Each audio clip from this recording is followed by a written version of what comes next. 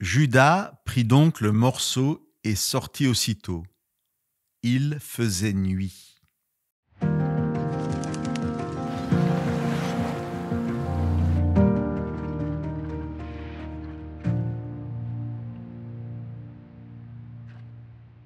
Le chapitre 13 de l'évangile de Jean nous présente Jésus et les 12 disciples réunis pour un dernier repas ensemble, quelques heures avant l'arrestation de Jésus, son procès, sa condamnation et sa crucifixion. Dans ce récit, Jésus va laver les pieds des disciples. Je vous lis la note que propose la TOB. Le fait de laver les pieds de quelqu'un était considéré comme une action humiliante, que l'on ne pouvait même pas imposer à un esclave juif. Mais elle pouvait devenir l'expression de la piété la plus éminente vis-à-vis d'un père ou d'un maître.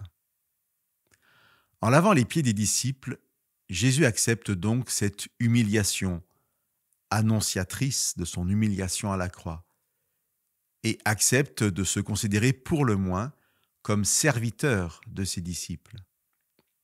Jésus fait ce que personne dans la pièce n'a voulu faire pour les autres. Il lave les pieds, lui, le maître, et il se fait esclave de ses serviteurs. Parmi ses disciples, il y a Judas qui va trahir Jésus dans quelques heures. Si vous lisez ce chapitre 13 de Jean, vous remarquerez que Jésus avertit Judas qu'il sait qu'il va le trahir. Et je comprends cet avertissement comme une invitation à ne pas le faire. Jésus va jusqu'à désigner Judas comme celui qui le livrera en lui tendant un morceau de pain. Judas prit donc le morceau de pain et sortit aussitôt. Il faisait nuit.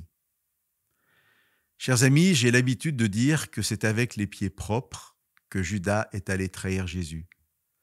Ce n'est pas simplement pour moi une formule bien sentie, mais la façon la plus simple de faire prendre conscience aux gens que Jésus aura tout fait pour essayer de toucher le cœur de Judas et l'amener à renoncer à cette trahison.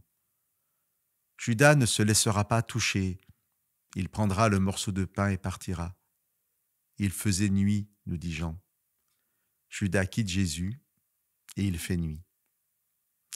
Chers amis, Jésus ne nous a pas lavé les pieds, mais il est mort sur la croix pour notre salut. Je ne sais pas ce que vous comprenez quand je dis ça. Mais je sais que là, dans la méditation de ce que Jésus a fait pour nous, là est notre lumière. Rien ne nous oblige à nous éloigner de la lumière, mais rien ne nous contraint pour autant à rester en sa présence.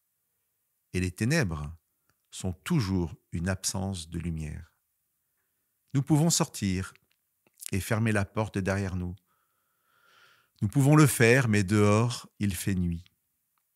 Chers amis, restons dans la même pièce que Jésus et que dans sa lumière, Dieu vous bénisse.